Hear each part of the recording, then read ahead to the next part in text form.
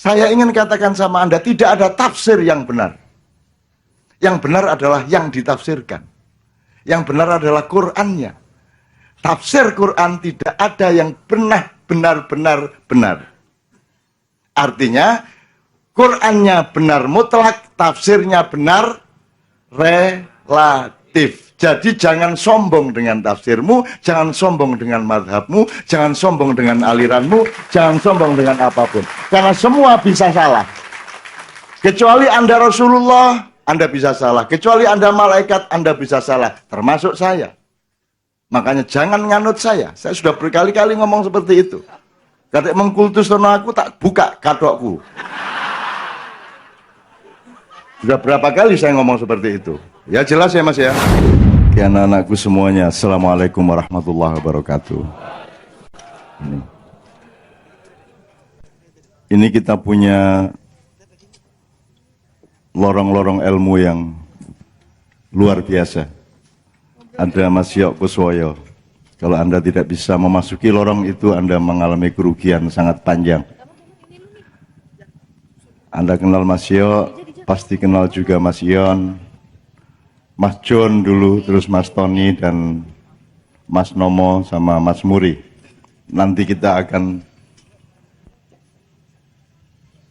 eksplorasi, kita akan menelusuri. Kemudian kita punya beliau Bapak Abdullah Hamahua, kita akan banyak tanya kepada beliau. Kita punya Pak Hartono yang akan membangun 99, bukan miniatur Pak, anjungan masjid seluruh dunia, diambil 99 untuk dibangun di atas tanah 215 hektar di daerah Bogor Barat. Nanti kita akan eksplorasi bersama-sama. Kita punya Mas Silo, disebut oleh Pak Im sebagai preman, tapi preman tolong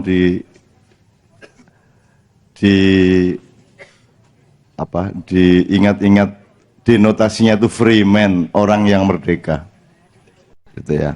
Dan Anda nanti akan tahu betapa merdekanya dia. Kita punya Pak Cuk, kita punya Mas Dik, kita punya Habib, yang Pak Hartono. Tapi begini teman sekalian, Anda tahu kan, kalau Sayyidina Ali itu, jangan lantas saya dituduh Syiah yang ngomong Ali ya. So, Pak Abdullah, anti Syiah itu benar. Yang salah itu anta Syiah. Sebab Syiah itu mu'annas, jadi harus pakai anti. Usulnya nama aslinya Nasi'atul Al-Isyah. Jadi yang benar itu memang anti Syiah. Kalau anta Syiah, anta Abdullah benar, anta Yok benar, tapi kalau anta Syiah salah. Begitu menurut ilmu Nahwu Sorof bahasa Arab. Okay. Sayyidina Ali itu babul ilmi, pintunya ilmu pengetahuan. Sebelum sampai ke Sayyidina Ali, kita menempuh jalan-jalan untuk sampai ke pintu ilmu pengetahuan itu. Dan malam hari ini kita punya jalan, Thoriqatul Ilmi. Ada Pak Hartono, jalan ilmu kita. Ada Mas Yok, jalan ilmu kita. Ada Mas Silok, ada Mas Dik, ada Pak Abdullah. Dan Dokter, bukan wilayah ilmu atau kota raya ilmu pengetahuan, dan kota ilmu pengetahuan itu tidak lain adalah Muhammad SAW. Andaikan Anda tidak percaya dan tidak beriman kepada Allah dan Muhammad, mudah-mudahan tidak apa-apa asalkan Anda menikmati ilmunya di dalam kota raya ilmu pengetahuan, namanya Madinatul Ilmi. Tapi kata Madinatul Ilmi ini sudah dipakai oleh sebuah yayasan yang kebetulan dari kelompok Syiah, jadi kata Madinatul Ilmi menjadi tidak populer di kalangan Sunni. Nah, jadi saya ingin mengatakan kepada Anda, mari malam hari ini kita menyelusuri lorong-lorong itu nanti satu persatu, tapi tolong siapkan softwarenya dulu. Softwarenya disiapkan dulu, jadi kalau nanti ada pemandangan yang sangat indah, Anda harus pikselnya harus tinggi. Kemudian OS-nya juga harus mutakhir ya.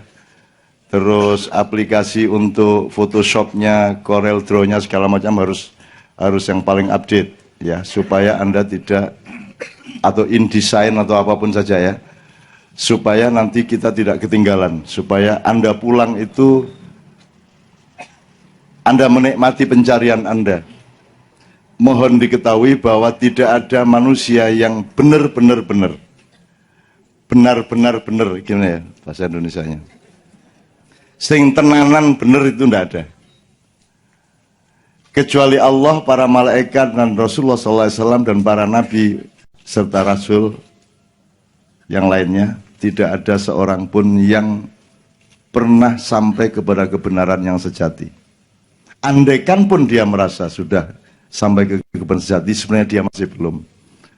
Jadi yang disuruh Allah, yang ditagih oleh Allah itu bukan menemukan kebenaran, tetapi tidak berhenti mencari kebenaran. Jadi Anda itu disuruh mencari terus saja. Nah, jangan berhenti terus merasa sudah benar, kemudian mempertengkarkan kebenaran yang Anda pikir sudah mutlak itu, kemudian membuat Indonesia pecah belah, umat Islam pecah belah, umat manusia pecah belah, karena masing-masing mempertahankan kebenaran yang dia sangka sudah final. Tidak ada yang final. Bahkan Anda nanti di surga pun belum ketemu insya Allah dengan kebenaran yang sejati. Yesi tilang.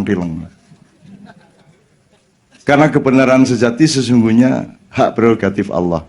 Jadi Anda tidak akan bisa menemukan Allah. Allah yang akan menemukan Anda. Jadi sekarang mengembaralah, berjalanlah supaya Allah kedermawanannya tumbuh dan dia yang akan menemukan Anda. Sebab Anda tidak akan bisa menemukan Allah. Banyak dari Anda nemuin jodoh aja tidak bisa-bisa. Mau nemuin Allah. Mas Yo ini sampai usia pinten Mas Yo saat ini?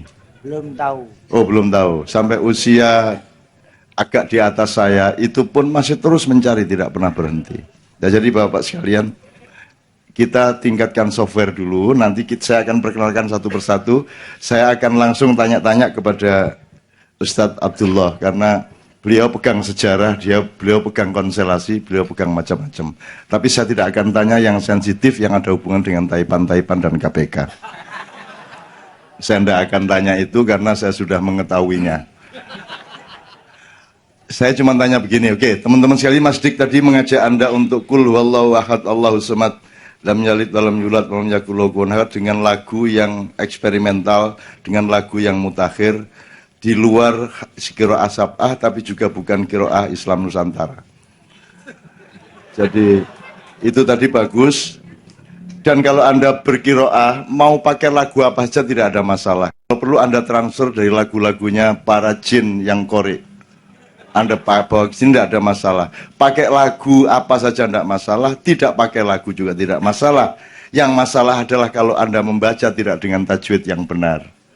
Kan begitu? Nah sekarang gini, untuk softwarenya saya nyumbang satu aja, karena ini semuanya akan merupakan sedekah kepada Indonesia. Kenapa sedekah kepada Indonesia ini dijadikan tema oleh teman-teman KC? Karena kita harus memiliki terminologi dan regulasi ilmu yang setepat-tepatnya, sebab Anda tahu dalam bahasa Indonesia kata kewajiban itu tidak persis sama dengan kata wajib di dalam syariat Islam. Kalau kita kan suka bilang, itu kan kewajiban kita semua, ya enggak. Enggak. Bukan kewajiban kita, itu kan bahasa Indonesia, itu kan pengertian Indonesia, itu maksudnya sunnah kalau dalam Islam. Kalau dalam Islam wajib itu benar-benar ada posisinya. Nah, nanti kita cari bersama-sama, supaya kita tidak serampangan, supaya kita tahu, supaya Anda lega bikin KC itu Anda bangga. Gitu loh. Karena kita sudah bayar orang untuk ngurusi Indonesia, untuk ngurusi kapal, untuk ngurusi BUMN, kita untuk ngurusi semuanya kita sudah bayar dengan pajak Anda. Mereka yang wajib menjalankan, Anda sunnah, kan gitu. Ya kalau sama-sama wajib, kalau gitu saya jadi pejabat juga dong, kan gitu Anda ngomongnya. Loh Anda tidak jadi apa-apa kok, wis melarat wajib. Ya apa ini? Cari makan aja susah, masih punya kewajiban. Tidak mungkin Anda diwajibkan Allah ketika Anda tidak berada di dalam amanat dan fasilitas. Kewajiban itu hanya dipanggul oleh orang yang mendapatkan amanat dan fasilitas. Kan gitu. Nah kalau Anda ini kan apa amanatnya? Anda itu cuman ku anfusakum wa ahlikum naro. Anda cuman bertugas dan ditagih Allah keluargamu supaya tidak engkau bawa ke api neraka. Itu dong. Di akhirat nanti tidak ada perhitungan Allah, malaikat nanya-nanya Anda mengenai NKRI, tidak ada. Anda tidak ditanya, misalnya sekarang HTI dulu maju, tidak ada.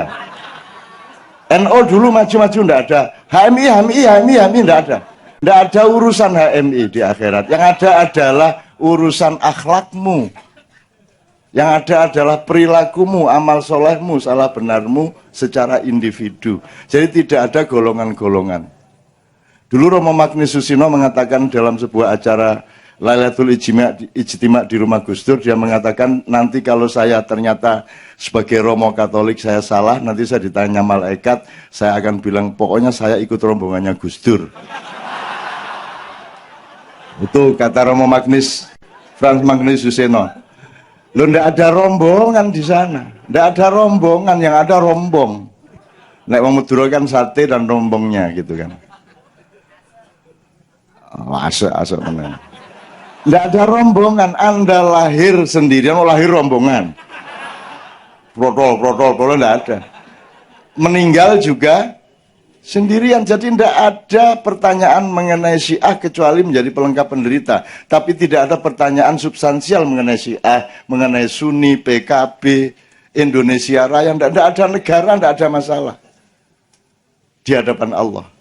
Bukan negaranya yang penting engkau bersikap apa kepada yang menjadi tanggung jawab hidupmu, kan begitu. Jadi teman-teman sekalian, Anda bertauhid, bersyahadat, sholat kepada Allah, baik kepada keluarga, sayang kepada para tetangga, selesai masalah. Bahwa ada Indonesia, ayo kita bantu sebagai sedekah kita. Kan gitu. Jelas ya masalahnya ya. Jadi Anda 15 tahun di sini ini, sampai pagi setiap bulan, itu sedekah yang luar biasa. Yang presiden tidak sanggup menyelenggarakannya. Yang menteri tidak sanggup menyelenggarakannya. Mendiknas tidak sanggup menyelenggarakan, Menteri Agama tidak sanggup menyelenggarakan seperti ini. Mereka tidak akan bisa menahan Anda sampai jam 4 pagi. Tidak ada seorang pun yang bisa. Kan begitu? Maka sodako Anda harus bikin Anda gembira. Begitu Anda ke KC, Anda bergembira. Nang direk, sodako rek. Itu kan? Kemana sodako? Sodako, bener nggak? Anda bersedekah kepada Indonesia. Wong menteri aja ndak mikir kayak Anda kok. Sampai Anda sampai keringetan, ini negara kita ini, wah, kayak ngono. Menterine lho gak ngono. Anda yang setengah mati padahal kon niku wis gak duwe penggawean. Melarat, utang gak iso mbayar. Bondek warung-warung sak embrek. Indonesia kan gitu. Itu saking tingginya sedekah Anda gitu ya. Jadi gembira nggak sekarang? Gitu. Untuk apa Anda berkace-kace, bermayah-mayah kalau itu tidak menggembirakan Anda? Nah, salah satu landasan kegembiraan kita adalah karena kita ini bersedekah terus kepada Indonesia, karena kita tidak punya kewajiban. Kewajiban dalam syar'i, bukan kewajiban dalam, kalau bahasa Indonesia kan itu kewajiban kita semua. Lihat enggak kita semua nah. Yang enggak pemain sepak bola jadi yang bagian masuk kiper berkewajiban memasukkan bola ke gawang lawan. Yang enggak bisa lah. Kan ada sunat wajibnya masing-masing dong. Masuk wasit turun lapangan terus nendang bola, ngomper. Lu kamu kok ikut? Ini kewajiban kita bersama. Ya enggak bisa lah. Terus kok bengi-bengi kok nang tonggomu kok turuni bojone. Apa? Ini kan kewajiban kemanusiaan. Ndak semu. Kan ada tatanan, ada yang namanya matriks 5, ada wajib, sunat, halal, makruh dan nah itu semua ada tempatnya masing-masing. Maka saya menyetujui usulan KC bahwa malam ini kita mencoba menemukan kembali posisi KC dan Ma'iyah sebagai orang yang bersedekah kepada Indonesia. Bukan menjalankan, begitu kamu jadi pejabat, kamu berkewajiban, bukan sedekah lagi. Nah, Anda lebih tinggi, makanya jangan jadi pejabat supaya lebih tinggi derajatmu, karena Anda mau berbuat Indonesia meskipun tidak dibayar, betul enggak? Tinggi toh? Begitu mau jadi wali kota, enggak, nanti turun, nah, gitu kan ya. Itu ya, oke, bismillah. Terakhir, sebelum saya perkenalkan beliau-beliau. Tadi kan sudah Qul huwallahu ahad, sekarang saya tanya. Kalau itu Quran berapa jumlah ayatnya? 6.666, dan Anda tahu lambang angkanya Zionisme setan itu 66. Loh, medeni itu. Ya, Ustaz ya, 66. Ya, tapi itu cara Tuhan menggoda kita. Jadi kalau nur sama nar itu ya mirip-mirip. Kadang-kadang nur itu ditulis pakai wawu juga, misalnya hawahu itu kan kadang-kadang ada bunyi a yang ditulis wawu dalam bahasa Arab. A ditulis ya juga ada. Jadi kalau Anda ngomong nar sama nur itu adalah godaan intelektual supaya Anda mencari terus. Sebenarnya nar sama nur itu ya unda-undi lah. Kepreset sedikit jadi nur, nar kepreset sedikit ke rumahnya nur. Kan gitu. Gitu ya. Oke, 6.666 suratnya 114, 414, 114. Mudah-mudahan itu juga rahasia Allah, saya tidak tahu kenapa. Ya, tapi pokoknya lebih baik tahu semua atau ada baiknya tidak tahu, tidak semuanya tahu. Jadi bersyukurlah Anda tidak semuanya tahu, betul ya? Kalau seorang istri tahu persis hati suaminya, bunuh diri dia.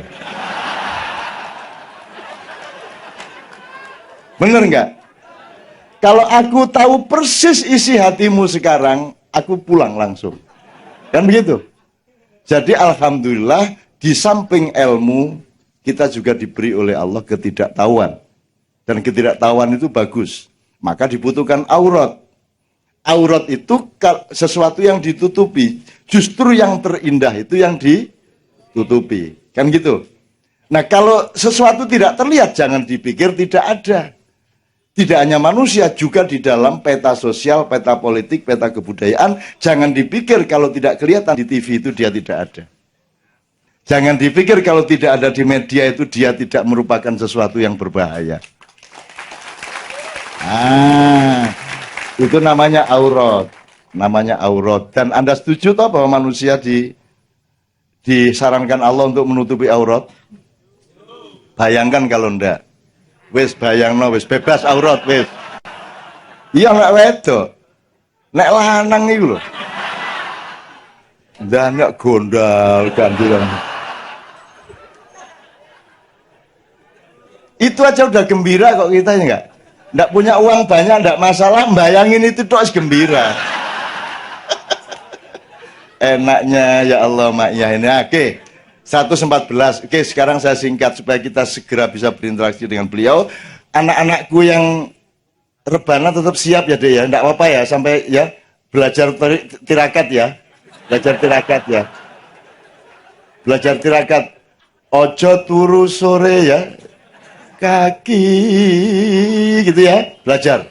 Sob saya dari kecil hampir jarang sekali tidur malam sejak kecil, karena saya setiap malam anak-anak tidur di musola, saya pergi ke kuburan itu selalu, dan saya sangat akrab dengan kuburan-kuburan dimanapun saja, sehingga sekarang nenek saya, kakek saya, ibu saya, semuanya kuburannya di rumah.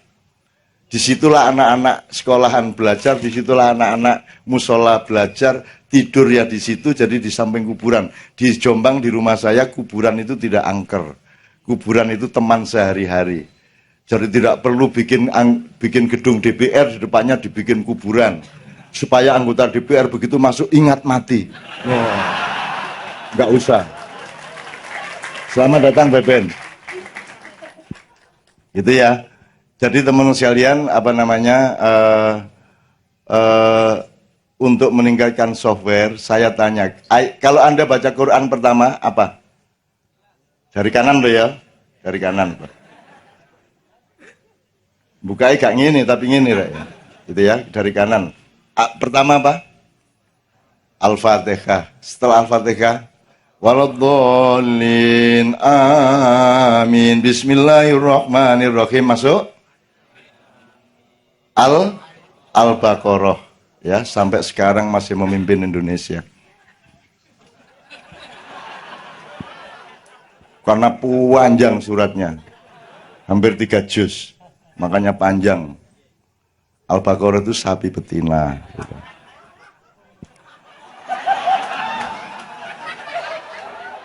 Oke, jangan saya dianggap ini hate speech ya.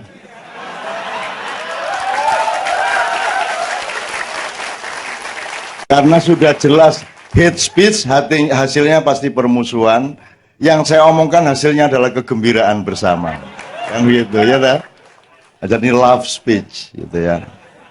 Oke, Alif Lam Mim. Artinya apa? Nah, lebih baik tahu apa lebih baik enggak tahu? Enak toh dikasih 3 huruf, terserah kamu mengartikannya apa, asal membuatmu dekat kepadaku, kan begitu? Kata Allah. Us, kok anggap apa iki alif iki godhek, lam iki pancing gitu, terus mim iku kodok. Nah, sakarepmu. Loh, kenapa kok kamu tafsirkan itu godhek itu artinya stick, kayu. Loh kok kamu loh, kalau aku ingat stick, aku ingat kayu. Kalau aku ingat kayu, aku ingat tanah. Kalau ingat tanah, aku ingat alam semesta. Kalau ingat alam semesta, aku kagum kepada penciptanya. Oh, boleh. Jadi godek ya oleh. Lam, pancing. Kemanakah aku mancing kecuali ke dalam air? Kalau aku melihat air yang bergelombang dan ada ikan-ikan di dalamnya, siapakah yang aku ingat kecuali penciptanya? Loh, pancing ya masuk nang Gusti Allah. Apa mulai kodok? Lah iya. Memnya kodok. Lah iya. Kok ya ada loh makhluk lucu kayak begitu. Alangkah hebatnya yang menciptakan kodok, betul enggak? Nah, jadi saya tanya, boleh enggak menafsirkan begitu? Harus pakai ilmu apa? Dengan persyaratan tafsir. Persyaratan tafsir kayak apapun kamu tidak akan bisa mengetahui alif lam mim. Maka boleh kamu semua menafsirkan dengan satu syarat, mendekatkan kamu kepada Allah. Sudah selesai masalah. Ngono loh. Onok meneh alif itu sholat sedang berdiri. Lam sedang rukuk loh, pas lam toh dibalik ini. Kalau mim sedang sujud, betul enggak? Nah, kan itu kan boleh-boleh saja. Saya ingin katakan sama Anda, tidak ada tafsir yang benar. Yang benar adalah yang ditafsirkan. Yang benar adalah Qur'annya. Tafsir Quran tidak ada yang pernah benar-benar benar. Artinya, Qur'annya benar mutlak, tafsirnya benar relatif. Jadi jangan sombong dengan tafsirmu, jangan sombong dengan madhabmu, jangan sombong dengan aliranmu, jangan sombong dengan apapun. Karena semua bisa salah. Kecuali Anda Rasulullah, Anda bisa salah. Kecuali Anda malaikat, Anda bisa salah. Termasuk saya. Makanya jangan nganut saya. Saya sudah berkali-kali ngomong seperti itu. Katik mengkultus aku tak buka kadokku.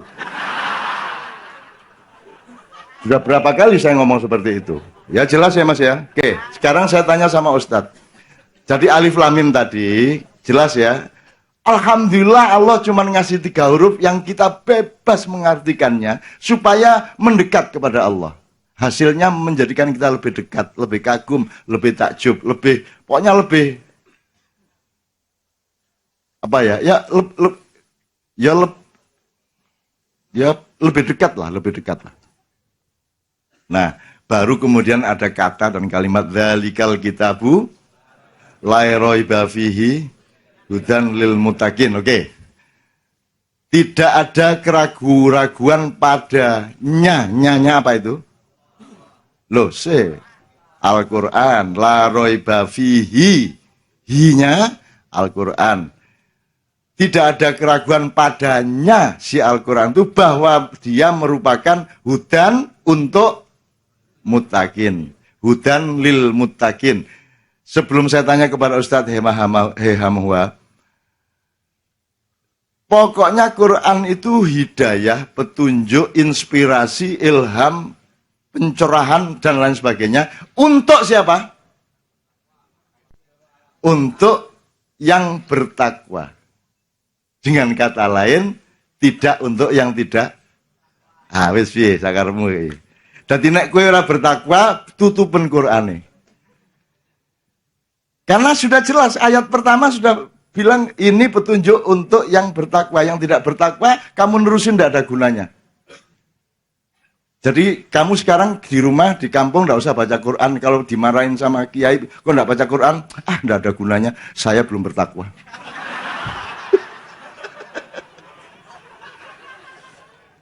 Nah sekarang takwa ini barang padat apa barang cair? Barang kelihatan mata atau tidak kelihatan mata? Barang jelas atau sangat atau belum tentu? Nah, maka kita punya kesempatan mencari terus takwa itu apa. Makanya jangan kaget, pengajian sejak kami dulu tahun 60-an sampai sekarang itu selalu kalimatnya meningkatkan iman dan takwa, karena tidak pernah meningkat. Selalu kan begitu. Nah, Ustadz Abdullah, andaikan orang bertanya, gimana sih menjelaskan agak simpel tentang takwa itu gimana sebenarnya, Ustadz? Ini seperti disertasi ini, Pak. Jadi kalau bahasa populernya oleh para penafsir itu takut. Tapi takut kepada Allah berbeda dengan takut kepada harimau. Kalau takut kepada harimau kita lari, kabur. Tapi takut kepada Allah kita mendekati, merapatkan. Sebab apa? Dengan mendekati dia maka kemudian kita punya hubungan batin, hubungan keakraban dengan dia. Sebab seperti tadi saya katakan, Rabi'atul Adawi mengatakan kalau surga itu menjauhkan aku dan engkau, ya Allah, jangan masukkan aku ke dalam surga. Kalau neraka itu mendekatkan aku dan engkau, masukkanlah aku dengan neraka. Karena itu dalam Al-Quran disebutkan nikmat yang tertinggi bagi orang yang di surga adalah menatap wajah Allah, berhadapan dengan Allah. Jadi takut situ bagaimana kita dekat dengan Allah. Karena dekat dengan Allah maka kemudian semua apa saja yang diinginkan dari kita, kita laksanakan. Semua yang dilarang kita tinggalkan. Karena takut kepada Allah. Nah, oleh karena itu maka ayat tadi memberikan penjelasan-penjelasan secara tafsiriah, yaitu alladzina yu'minu bil ghaib. Orang yang beriman kepada gaib. Gaib itu tidak berarti tidak kelihatan. Lampu ini datang menyala, kita lihat itu ada aliran listriknya. Siapa yang biasa pernah lihat elektron? Tidak pernah lihat elektron. Saya ini sarjana elektro. Belum pernah lihat elektro itu. Tapi ada. Pegang strom. Nah. Jadi artinya bahwa yang gaib itu bukan berarti tidak ada. Ada tapi tidak bisa tertangkap oleh panca indera kita. Karena itu surga itu gaib. Neraka itu gaib. Akhirat itu gaib. Coba malaikat rakib. Malaikat. Ada di kiri kanan. Tapi nggak bisa kelihatan. Kenapa? Karena itu terbuat dari nur. Cahaya. Kecepatan cahaya itu 328.000 km per detik. Baru begini saja. Nggak bisa. Nah, oleh karena itu maka yakin kepada yang gaib itu sehingga tidak perlu kita harus berhadapan. Tadi Canun mengatakan yang tidak muncul di TV itu tidak berarti bahwa tidak ada. Kan gaib. Wa yuqimunas shalah. Kita menyembah Allah kan kita tidak tahu wajah Allah itu bagaimana, tempatnya di mana dan seterusnya, tapi kita wajib. Karena apa? Ya ayuhan nasu budu rabbakumul ladzi halakakum wal ladzina min qablikum la'allakum tattaqun. Tattaqun lagi. Karena itu ayat-ayat yang bersifat amar dalam Al-Qur'an selalu targetnya adalah takwa. Dalam Al-Baqarah 21, hai orang-orang, hai manusia, perintah manusia, sembahlah Rabbnya menjadikan engkau dan orang sebelum kamu agar supaya menjadi takwa. Jadi perintah Al-Qur'an bersifat amar selalu targetnya adalah takwa. Artinya bagaimana dekat dengan Allah. Jadi takut dalam pengertian dekat dengan Allah. Wa mimma razaqnahum yunfikun. Membelanjakan sebagian dari apa yang Allah berikan kepada kita. Tadi saya sudah jelaskan bagaimana sedekah para pejuang-pejuang, para founding fathers kita, para saudara. Karena takwa, mau dekat dengan Allah seperti itu. Nah, tapi anehnya Al-Quran itu menjelaskan syarat atau kualifikasi tafsiriyah. Tadi kata Canu tafsiriyah, artinya tafsir menurut kita kan, bahwa begitu atau tidak belum tentu, itu kan hak menurut Allah. Tapi itu tafsiriyah kita, tafsir kita. Tapi tentang orang kafir cuma 2 ayat, munafik itu banyak sekali. Kriteria orang muttaqin itu beberapa, orang kafir cuma 2, orang munafik banyak sekali. Nah, ini yang jadi persoalan. Bagaimana orang itu menjadi abu-abu. Sekarang kita masuk ke bulan kelima asap di Indonesia. Dan ini tahun ke-18. Tahun ke-18 itu baru lahir sudah SMA. Kebakaran hutan di Indonesia itu tahun ke-18. Jadi wajar saja kalau Rasulullah mengatakan umat Islam itu tidak boleh masuk ke lubang ular yang kali kedua. Tidak boleh patuk pada tempat yang sama kali kedua. Kita tahun ke-18. Ujung-ujungnya apa? Maaf Canun, saya sudah 2 bulan lalu ke sana. Korupsi, ujungnya korupsi. 3 juta hektar kelapa sawit dan karet di Sumatera dan Kalimantan itu punya orang Malaysia. Malaysia tetap bertahan untuk menjadi pengekspor kelapa sawit nomor 2 di dunia, nomor 1 di Indonesia, tapi kelapa sawitnya sudah tidak ada lagi di sana, tinggal sedikit. Kebun kelapa sawitnya dipindahkan ke Indonesia, yaitu di Sumatera dan Kalimantan. Tetapi operasional mereka di Sumatera dan Kalimantan itu adalah orang Indonesia. Dan ketika pembukaan lahan baru, ada anggarannya. Anggarannya itu, pimpronya siapa? Orang Indonesia. Kalau dia harus menebang pohon, kemudian menanam baru, itu biayanya besar. Paling gampang adalah bakar saja. Maka biayanya mungkin cuma 1/4, 3/4 masuk pocket sendiri. Nah, ini orang yang tidak takwa. Karena dia merasa dia hanya diawasi oleh auditor. Diawasi oleh pimpinannya. Tidak diawasi oleh Allah SWT. Yang gaib itu. Nah, itu persoalannya. Sehingga dengan begitu, maka bagaimana agar supaya orang takwa itu, betapa ada kisah seorang sahabat dalam satu masjid, kemudian hujan deras dan seterusnya. Nah, sudah itu kemudian dia berdoa, ya Allah berhentikan hujan ini supaya kemudian orang. Terus kemudian salah seorang jamaah yang dekatnya itu mendengar orang itu berdoa. Terus dia tanya, kamu dari mana? Orang itu pergi tidak kembali lagi. Karena dia takut nanti diketahui dia itu yang berdoa. Sehingga doanya dikabulkan Allah. Jadi berbuat baik saja itu juga tidak diketahui. Karena itu maka kata Rasulullah, tangan kanan yang beri, tangan kiri tidak mengetahui. Tapi ada di Surabaya, Cak Nun, mahasiswa datang ke dosen. Mau ambil nilai UTS, UAS. Terus kasih amplop. Kata dosen, oh nggak boleh. Mahasiswa lihat dosen itu melok tangan kanan, tangan kirinya lepas di bawah. Dia kasih di tangan kiri, tangan kiri dia balik. Dia menerima, tangan kanan tidak mengetahui. Nah, ini bukan takwa. Kan dia berpikir bahwa hanya manusia saja yang tidak melihat, pada Allah yang melihat. Sehingga dengan begitu, itu yang disebut dengan manfaat saum, untuk belajar bagaimana di dalam ruangan yang gelap, sendirian, lapar, haus sang hari, tidak makan, tidak minum, karena kita tahu Allah menyaksikan. Sehingga dengan begitu, kalau itu terjadi, tidak ada korupsi, tidak ada manipulasi, karena seseorang tahu bahwa dirinya diawasi langsung oleh Allah SWT. Itu, Canun. Oke, tepuk tangan untuk beliau.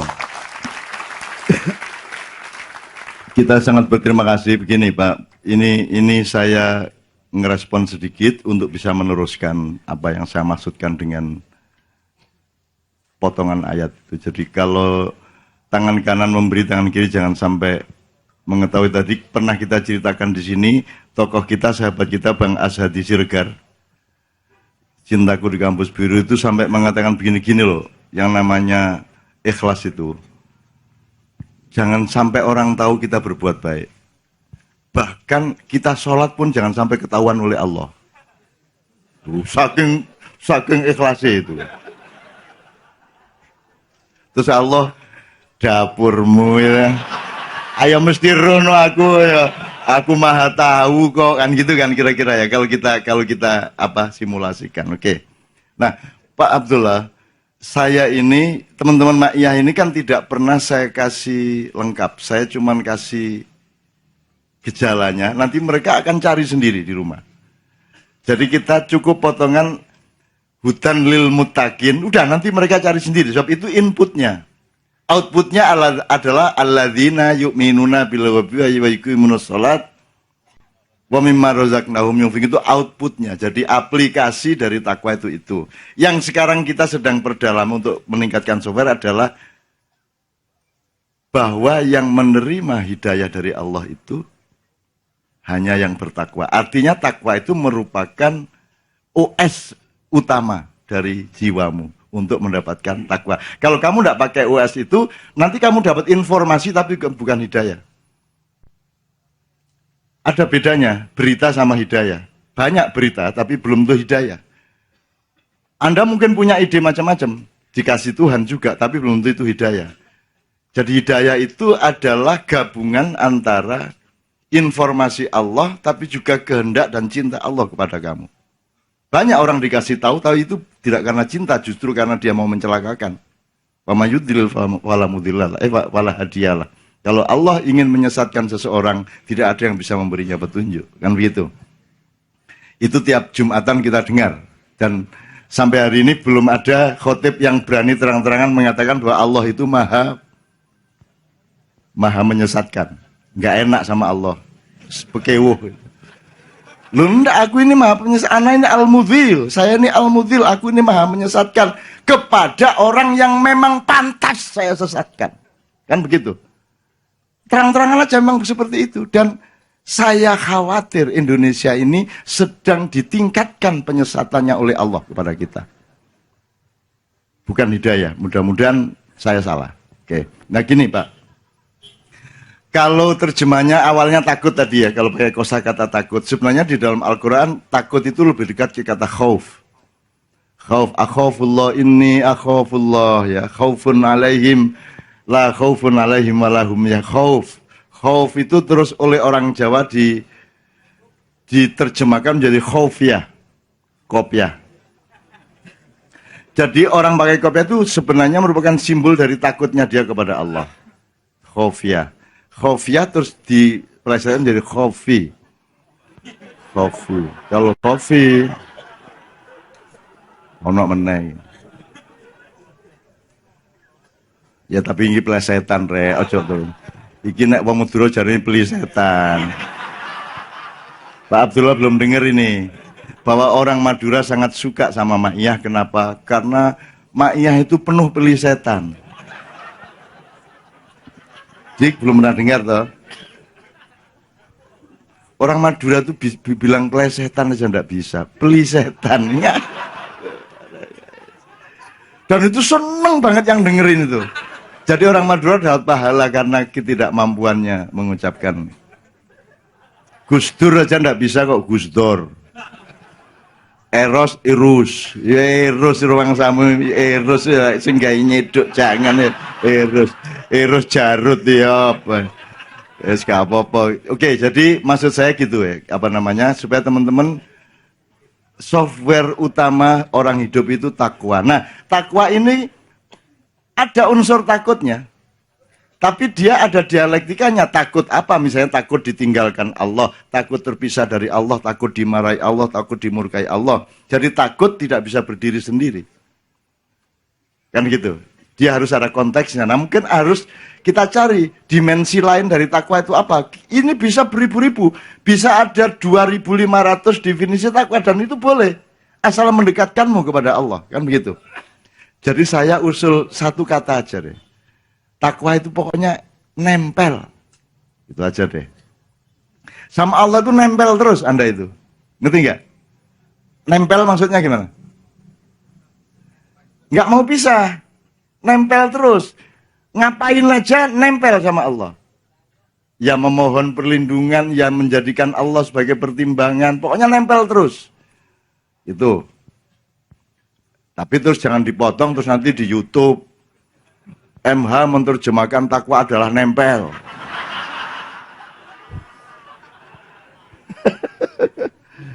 Loh, kita ini mencari, Allah itu menyuruh kita mencari torik, maka semua idiom utama dalam Islam itu jalan. Ada syariat, dari kata syari itu jalan. Ada torikot, dari kata torik itu juga jalan. Ada siratal mustaqim, dari kata sirot itu artinya juga jalan. Dalam bahasa Indonesia ada jalan raya, ada jalan, ada lajur, ada ruas, dan seterusnya. Ada bau jalan, ada paha jalan, ada leher jalan, sapi turute. Tapi pokoknya kita tuh mencari, teman-teman sekalian, jangan pernah merasa menemukan. Kalau ada orang berbeda penemuannya, nikmatilah.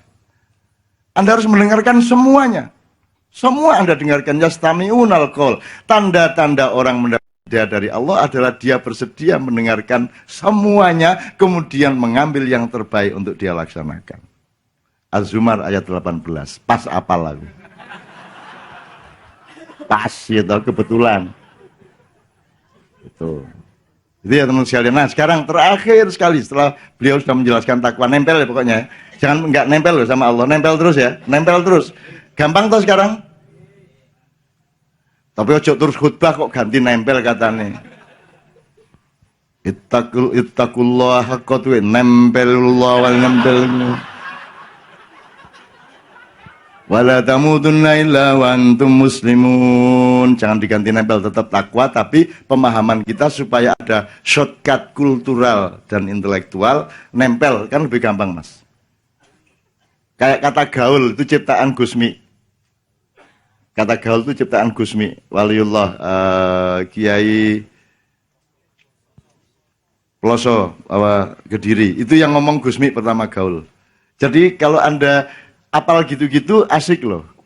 Kalau kata Mau'idhah Hasanah itu Gus Dur. Ceritanya karena acaranya Gus Dur, Cak Nur Megawati dibubarkan oleh Kodim dan Polres Jombang. Terus saya memang tidak mau bicara, saya ingin jaga ruang, ingin jaga keadaan, dan kebetulan memang harus saya tidak ikut acara. Karena begitu tentaranya mulai nggerebek, saya ada di situ. Akhirnya saya halangi tentaranya, Cak Nur sedang pidato ini, saya halangi tentaranya, bansernya tak suruh diam, ansornya kan Allahu Akbar, Allahu Akbar. Saya menang. Kayak saya kasih 3 menit. Saya mau bicara sama komandan tentara sama polisinya. Terus Pak sampean meriki dulu Pak. Terus saya seret ke pinggir ke pojok. Pak sampean apa? Disuruh bubarin ya? Iya Cak. Ada surat resmi? Ada Cak. Oke, nanti saya antar ke panggung, ke podium, sampean baca surat resminya. Oke, sekarang tolong anggota suruh ke pohon sana supaya enggak nakut-nakutin orang. Akhirnya anggotanya semua ke pohon jauh sana. Dan sering meneng ya, diam-diam dulu. Terus saya naik, saudara-saudara, Cak Nur mohon interupsi sebentar, ini ada pemberitahuan dari Kodim dan Polres Jombang. Bapak-bapak, sampean baca, terus dibaca berdasarkan ini dengan pertimbangan ini acara dilarang sehingga harus dibubarkan. Dah, terima kasih, udah sampean turun, sampean tunggu di pohon sana, nanti saya ke sana. Dah, akhirnya keluar dia ke pohon agak jauh dari pesantren. Terus saya naik, saudara-saudara, acara seminar telah dibubarkan. Mari kita bikin acara yang baru. Itu tentaranya enggak denger wong dia di pohon sana. Ya. Terus saya teriak, "Gus, acara yang baru namanya apa, Gus?" Gus Dur teriak karo turu ini. Mau'idhah Hasanah, Cak. Oh, nggih. Lahirlah kata Mau'idhah Hasanah. Akhirnya saya bilang, saudara, marilah kita mulai acara kita pada siang hari ini, Mau'idhah Hasanah di pesantren Tambak Beras, Jombang. Kita buka dengan Bismillahirrahmanirrahim dan pembicara pertama saya persilakan Bapak Nur Kholis Majid untuk maju ke depan. Cak Nur pidato lagi, selesai masalah.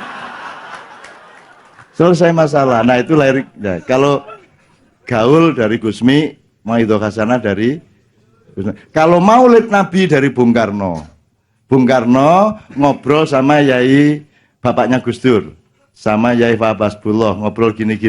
Udah kalau gitu Maulid Nabi bagus itu. Nah itu akhirnya mulailah Maulid Nabi yang bikin pertama Bung Karno. Itu. Jadi kalau sekarang ada yang mengharamkan Maulid Nabi, tolong ke Blitar. Dudan kuburane. Terus Bung Karno tuding-tudingen sampean sing garai. Itu, oke, oke. Syukuran ya Ustaz ya, syukuran ya. Nanti outputnya sudah beliau kemukakan tadi, 3 tadi. Percaya kepada yang gaib, ya. Alladzina yu'minuna bil ghaibi wa yuqimunas sholata wa mimma razaqnahum yunfikun. Oke.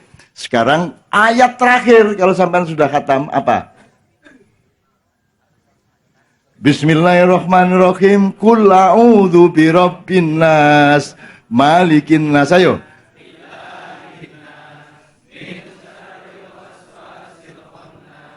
Alladzi waswisu fi sudurin nasi minal jinnati wan nas. Ini kalau kita tafsirkan, meskipun belum tentu benar tafsirnya, ini disertasi besar.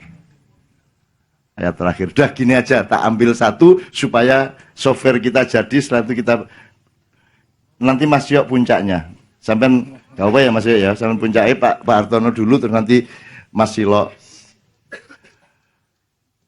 Itu kan kulangudzubi Rabbun.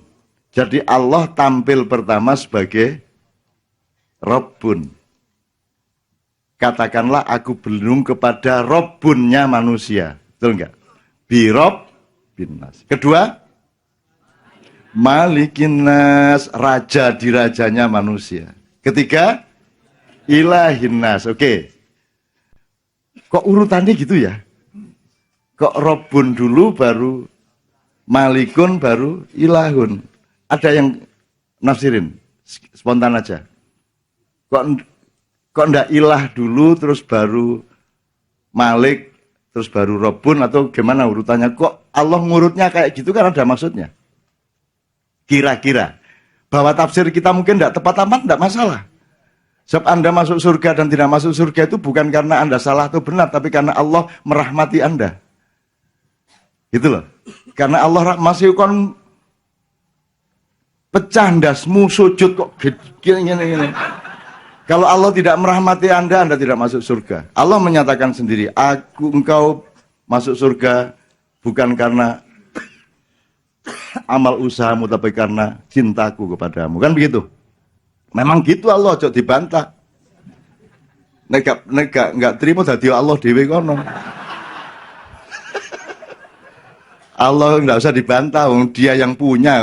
Kalau dia agak jengkel sedikit, wes kasih tau wes. Akhirnya dibatalkan alam semesta, muter gitu. Ndak hanya gempa, ndak dibatalkan, kun dibatalkan, hilang. Mau apa kamu? Kamu sama Allah jangan main-main. Ngedai mangkel didik, kasih tau wes, gitu ada. Quran dibatalkan, malaikat dibatalkan, selesai masalah toh. Tuhan kok ditawar-tawar, memang Tuhan harus ikut regulasinya pemerintah apa bagaimana? Gitu oke ya. Jadi kok urutannya ada? Keurutannya Rabbun, Malik, Ilah. Ada 1-2 orang atau 1 orang? Ya Mas. Ya. Tolong. Karena direkam.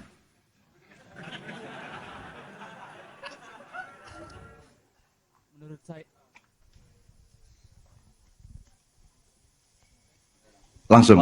menurut saya itu menggambarkan hierarki. Jadi dari Tuhan, Raja, keseluruhan. Jadi hierarki atasan terhadap bawahan. Ini dia. Oke, hierarki ya. Hierarki. Tafsirnya dengan substansi mengenai hierarki, Iya. tingkatan stratifikasi. tingkatan. Ada lagi? Itu enggak apa-apa Mas. Anda menafsirkan itu salah benar enggak ada masalah. Yang penting Anda niat baik. Iya. Dan itu membuat Allah memujimu. Gitu kan. Wah, kamu menafsirkan ayatku. Sebenarnya salah, tapi enggak apa-apa, enggak apa-apa. Ya nak? Sudah dipuji sama Allah. Enggak harus bener. Manusia itu memang hanya sedikit ilmu yang dikasih oleh Allah. Bahwa kemungkinan salahnya itu sangat besar, enggak ada masalah. Nomor satu itu cintanya Allah kepada Anda. Dan kalau Anda memang niatnya ikhlas, Allah cinta sama kamu, salahmu tidak ada masalah bagi Allah. Ya? Meskipun belum tentu salah. Ya, oke, lainnya. Hierarki terus. Syukur ada 3 gitu. Mas, apalagi Mas? Lah enak tuh Mas, di sini nggak diceramai itu Anda dirangsang untuk menjadi mufasir. Meskipun ya godek, kodok, barang disebut-sebut. Apa Mas? Ada yang lain? Kalau nggak ada, saya kejar Anda. Robun maksudnya apa? Tuhan. Ustaz, madza Robun? Kalau bahasa Indonesia itu Manager. Iya, manajer. Manager. Jadi mudabbir ya, mudabbir. Ya mudabbirul laila wan nahar. Jadi ya wahai Allah yang mengelola, yang memanage siang dan malam. Iya. Wahai Allah yang memanage hatinya manusia, mudabbirul qulub wal absor gitu ya. Iya. Oke. Jadi mudabbir, terus di bawahnya Malik. Malik raja. Bukan kok hierarkinya kok bukan raja yang mengurus. Oh. Kok pengurus yang raja? Kalau hierarki. Jadi rajanya raja gitu. Nah, ini keliru enggak apa-apa kok. Yang penting niat baik kok, ya. Iya. Gini, pengpahaman saya gini Ustaz. Ilah itu Allah eksistensial. Allah eksistensi. Allah tunggal, yang maha tunggal. The only. Tuhan yang maha tunggal.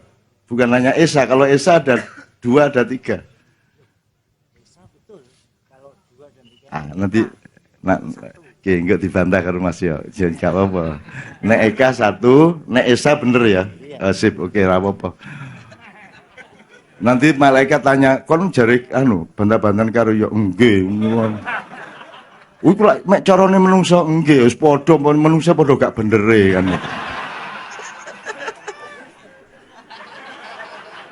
Jawab-jawab. Gini, ini pemahaman saya itu bukan mutlak. Yang penting mengantarkan Anda ke Allah itu dok. Anda tahu nggak, radio itu nggak bisa bunyi gitu, antara lain diapain? Digepok. Gak muni, mesti lah gepok. Dan itu nggak hanya di sini loh, di Amerika di mana-mana nek radio gak iso muni digepok. Kalau Anda ngomong dipukul itu salah, nanti dulu yang penting bunyi toh. Betul enggak? Ada nggak orang buta jalan ke tatap tembok deyes malah iso ndelok? Bisa toh? Bisa toh? Bisa. Dan banyak sekali kesembuhan dan perubahan yang jalannya sama sekali tidak regulatif, tidak seperti yang kita duga gitu ya. Oke. Jadi kalau saya memahaminya gini, Allah ilah itu kan Allah yang eksistensi. Gitu, keakuan Allah itu ilahun. Kalau Malik itu aku yang berkuasa, Malik, saya loh ya ini. Kalau Rabbun itu aku yang mengayomimu, aku yang mengasuhmu, aku yang mengurusmu. Seperti seorang ibu yang mengurusi bayinya. Maka alifnya itu kemudian karena ibunya mengurus anak, mengayomi anak, ibunya membungkuk menjadi huruf ro. Gitu, iki otak deh. Jadi alif kan berdiri, terus ro kan membungkuk, betul enggak? Karena dia ngalah, dia mengasuh, dia ro. Bahkan kemudian dia bersedia menampung anaknya menjadi ba. Dia seperti perahu untuk dimuati oleh bayi dan semua yang disayanginya. Kan gitu. Terus ada pakunya satu di bawah yang titik itu. Terus. Makanya ibu-ibu selalu kalau ngudang anaknya cilup, ba. Ya jelas. Ini kalau orang Ambon agak kurang ngerti begitu-begitu. Lah anak cilup bae. Ya gak anak cilup mem, cilup zot, cilup jim, ya gak anak cilup ya Jelas. Karena itu puncak kepengasuhan seorang ibu, puncak kepengasuhan Allah kepada makhluknya. Maka Rabbun itu pengasuh. Maka pengasuh itu andalannya apa? Kasih sayang. Kalau ilah, eksistensi andalannya apa? Kegagahan. Betul enggak? Kekuatan. Tapi kalau Malik, andalannya adalah otoritas, kekuasaan. Jadi ini metodologi bahwa Anda itu mau ngurusi sepak bola, mau ngurusi rakyat, mau ngurusi perusahaan, mau ngurusi keluarga, yang nomor satu itu pakailah Rabbun. Satu, datang dengan kasih sayang, mengayomi, mengasuh, mengurusi, supaya yang kamu urusi itu ikhlas dan percaya dan bersandar hatinya kepadamu. Maka ketika dia tahu bahwa engkau sebenarnya Malik, dia sudah ikhlas. Tidak apa-apa dia Malik, mau dia baik sama saya. Tapi kalau kamu datang-datang wis Malik, tahu kan? Mungkin sembayang, yang ini guru sembayang, poh. Nah itu namanya kul a'udzu bimalikin nas, Rabbin nas, ilahin nas, kan begitu. Maka Allah memberi metodologi kul a'udzu bi Rabbin nas. Jadi apa saja datanglah dengan kasih sayang. Kenapa KC awet sampai 15 tahun, padang bulan 22 tahun, dan Anda duduk sampai jam 4 pagi? Karena datangnya ke sini nomor satu adalah kasih sayang. Mau aku tahu rening ini. Coba ya nanti. Bisa kita gurung kan? Tidak pernah. Saya tidak pernah datang dengan kekuasaan. Saya tidak pernah datang dengan eksistensi. Saya tidak pernah datang dengan otoritas. Saya datang dengan kasih sayang. Sehingga engkau ikhlas menerima aku. Dan nanti diam-diam engkau tahu sesungguhnya aku ini adalah raja. Nek Malik loh ya. Gitu ya Mas ya. Itu metodologi aja. Nah dengan itu Bapak sekalian, mari kita sekarang bercinta dengan beliau-beliau. Gitu ya. Beda, kasih sayang ya. Berarti apresiasi. Orang kalau sayang itu ganti popok enggak masalah, bau enggak masalah. Gitu ya. Oke, sekarang gini, saya mau perkenalan dulu Pak Abdullah, pamit barangkali. Karena besok November ini ditentukan siapa pimpinan KPK, ada 8+2. Dan ada hubungannya sama Taipan, tapi sudah kapan-kapan lah. Tepuk tangan untuk beliau, tepuk tangan untuk beliau.